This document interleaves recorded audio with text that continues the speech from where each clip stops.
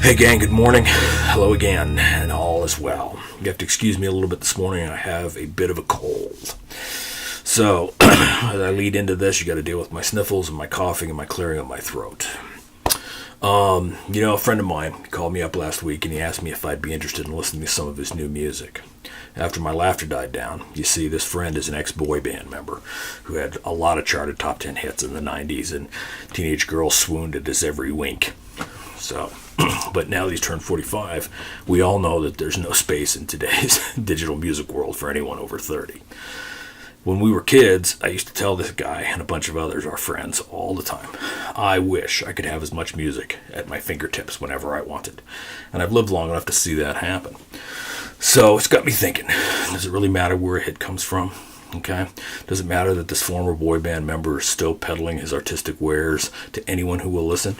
He's still trying to make his living using a talent in a business that he loves? Or is now beginning to hate because he can't sell any of his songs? You see, my friend's a has-been. Okay?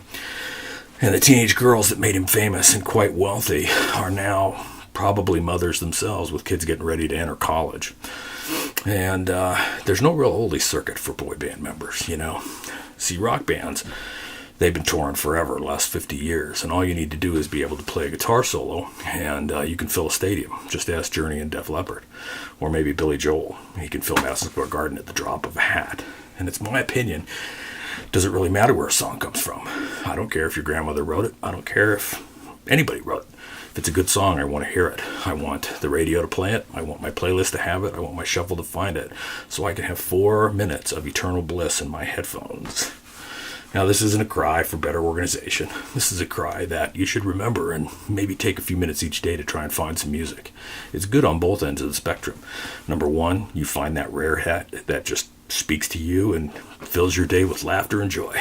Or it gives you something else to complain about because the music sucks so many times in a row. I know the search can be frustratingly exhaustive, making you run back to your favorites. But how about reopening your mind to when you were a kid? Thinking back to when music was fresh every single day. Don't you think that deserves 10, 20, 30 minutes of your time? Now, I know what you're thinking. This old stir is wasting my time. I could go right back to enjoying my motley crew. But I say, there's more to your day than another time listening to Shout at the Devil. Aren't you tired of the same old crabby DJs? Aren't you tired of the same old crabby playlists? So why don't you give it a try for a week? Hell, why don't you turn me on to some good new music? Because I'm sure me and the people at Chord would love to have conversations about what you like. Hopefully, it'll become what we like.